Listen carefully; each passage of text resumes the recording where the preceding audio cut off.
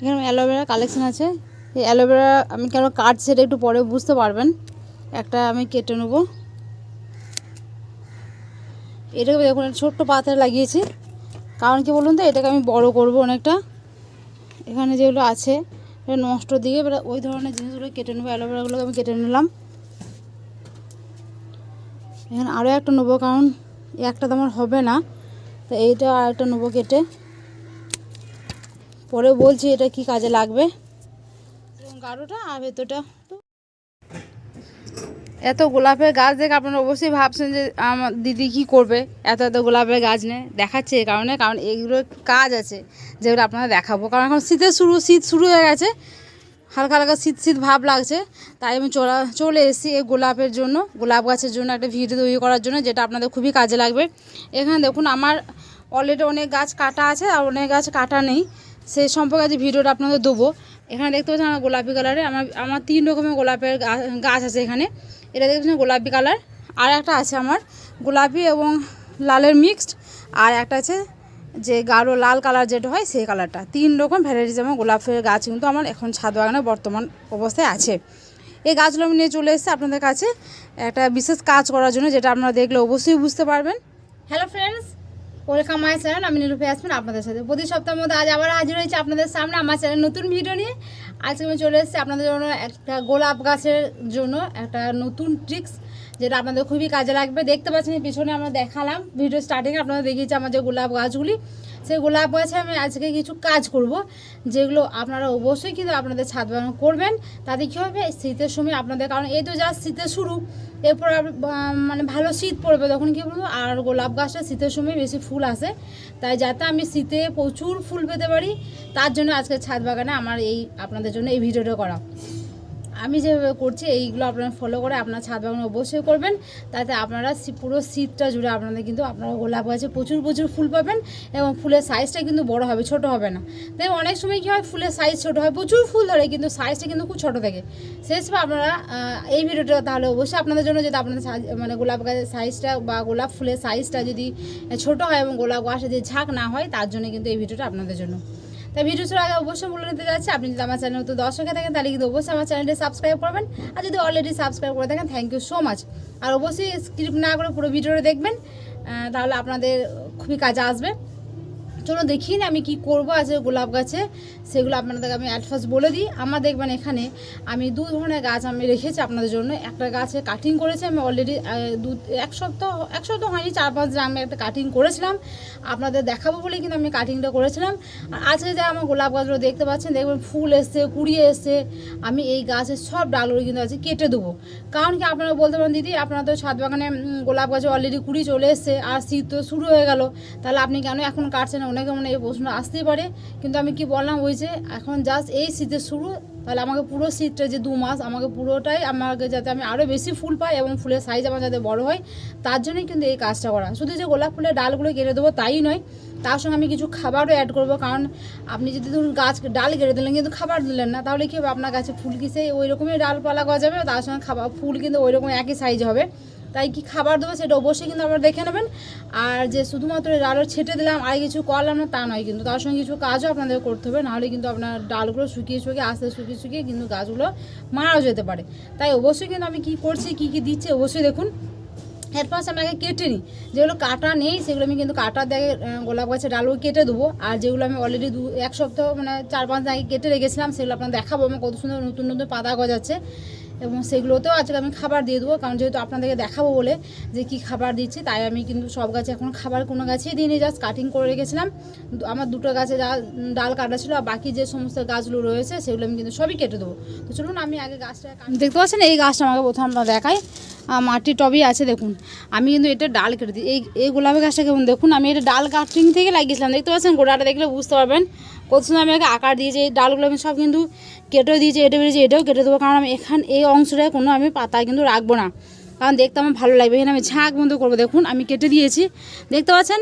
কাটার পরে দেখুন আপনারা কত সুন্দর নতুন পাতা গজাচ্ছে দেখুন, দেখতে পাচ্ছেন সব গাছে দেখতে পাচ্ছেন সব ডালেই কিন্তু নতুন পাতা কিন্তু গজাতে অলরেডি শুরু করেছে। আপনারা যদি ভাবেন যে আপনাদের কাছে ফুল তো ধরছে, মায়া লাগছে, কাটবো না, কিন্তু ওই ফুলটা করবেন না, অবশ্যই কিন্তু কেটে দেবেন। তাতে কী বলুন তো, ফুলের সাইজটা কিন্তু খুবই ছোটো আসবে, তাই অবশ্যই কেটে দেবেন। আমি দেখুন সব ডালগুলোই কিন্তু কাটবো, দেখুন কত বড়, সব কেটে দেবো। মায়া করলে হবে না, কিন্তু যদি ভাবেন মায়া করবো কাটবো না কষ্ট হচ্ছে তাহলে হবে না, আপনার ফুল কিন্তু আপনি ভালো সাইজে ফুল পাবেন না। সব কেটে দেবো।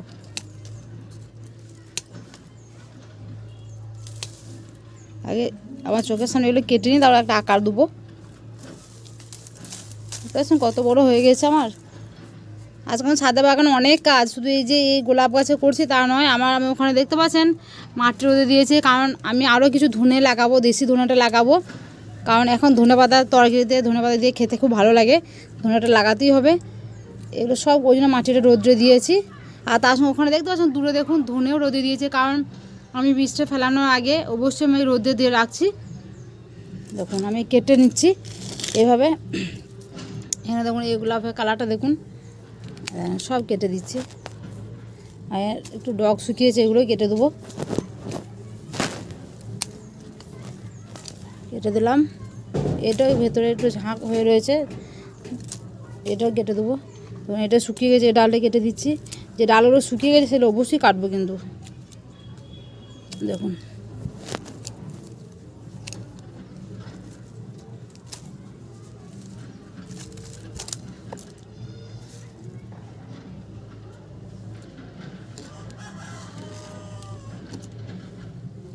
যে ডাল কেটে রেহাই তা নয়, অনেক কাজ আছে গোলাপ গাছে। এবার খাবার দেবো, এবার খাবারটা কীভাবে দিচ্ছি সেটা দেখাবো আপনাদেরকে।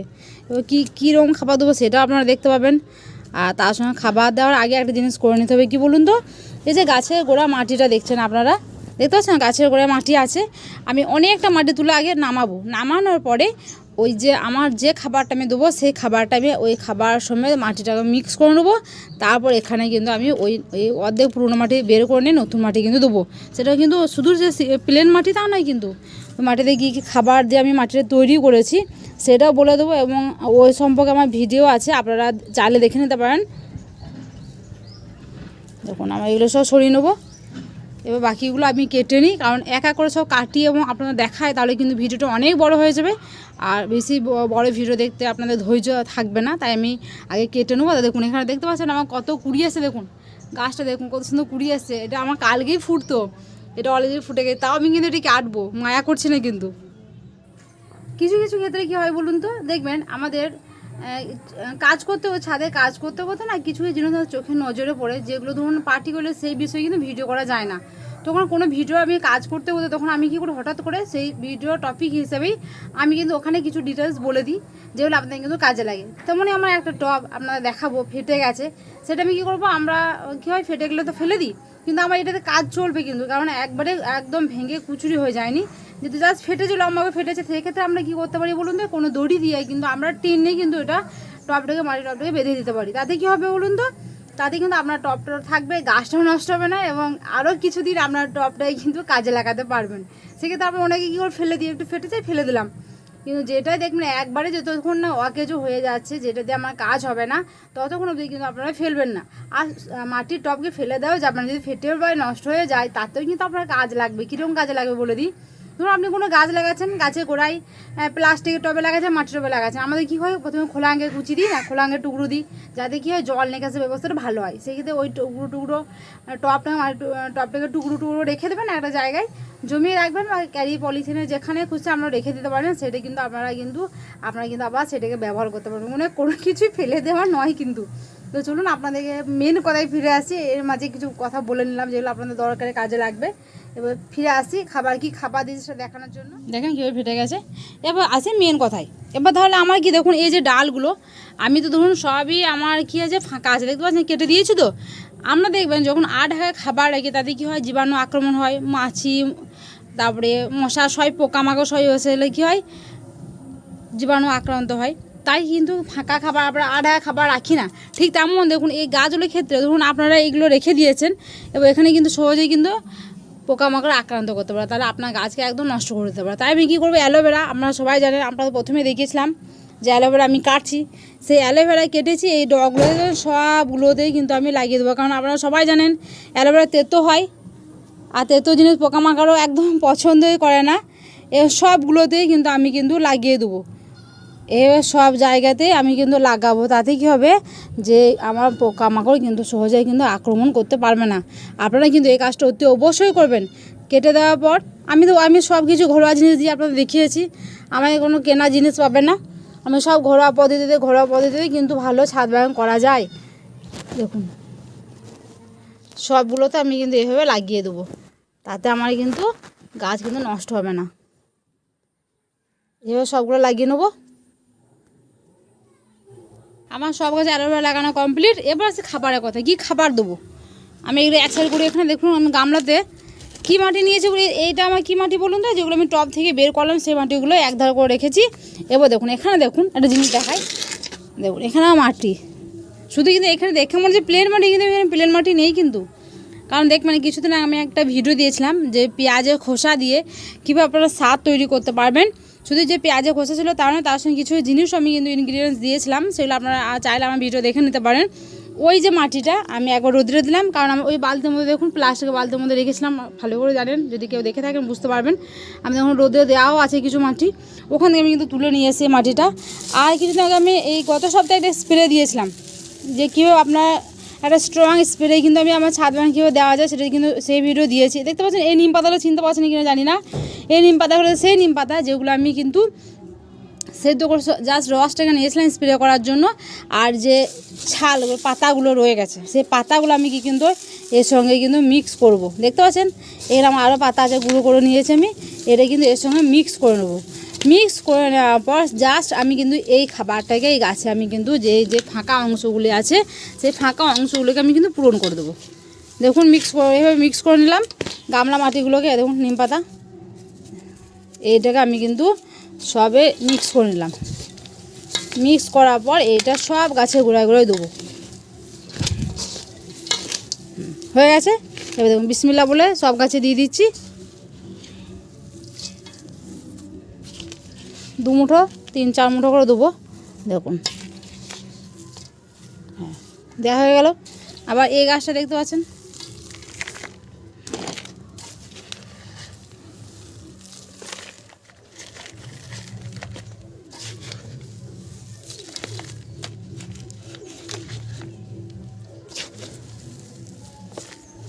এই দেখুন সব আমার এভাবে কিন্তু দিয়ে দেবো।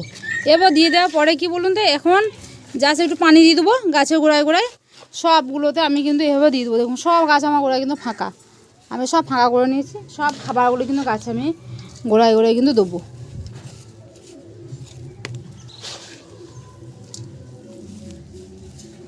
বিসমিল্লাহ সব দিয়ে দিচ্ছি।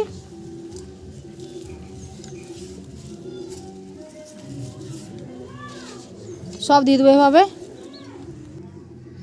দেখুন সব গাছে আমার কিন্তু মাটি দেওয়া কমপ্লিট হয়ে গেল, সব গাছে দিয়ে ফেলেছি।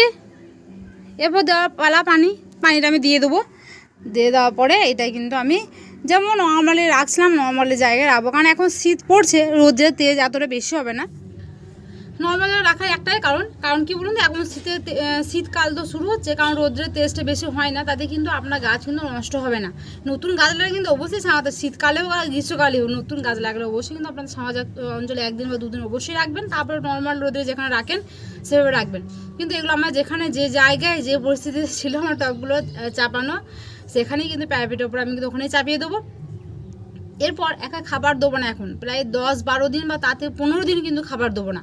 তারপর কী দেবো, জাস্ট আর কিচ্ছু দেবো না, শুধুমাত্র দেবো খোল পচা যে পানি, সেটা আমি খোল পচিয়ে অলরেডি বালতিতে রেখে দিয়েছি। 1 সপ্তাহ, 10 দিন, 15 দিন, 20 দিন, আমরা যতদিন পারেন পচিয়ে রাখতে পারেন। মাঝে মাঝে একবার কাঠিতে নড়িয়ে দেবেন, আর ঢাকা অবশ্যই দেবেন, এবং ঢাকাতে অবশ্যই একটা ছিদ্র রাখবেন, তাতে কিন্তু আপনার নষ্ট হয়ে যাবে না। তাই ওই যে খোল পচা পানি জাস্ট এরপর কিন্তু আমি 10 থেকে 15 দিন পরে কিন্তু এবার খোল পচা পানি অ্যাড করব, কারণ তখন নতুন অলরেডি 4-5 দিন পাতা গজাতে শুরু করবে, এবং সেটাকে আরও বড় করতে, ঝাঁক করতে এবং ফুল প্রচুর কুড়িয়ে আনতে কিন্তু আমার কিন্তু ওই খোল পচা পানিটা কিন্তু আমি ইউজ করব। আপনারা কিন্তু এভাবে ইউজ করবেন।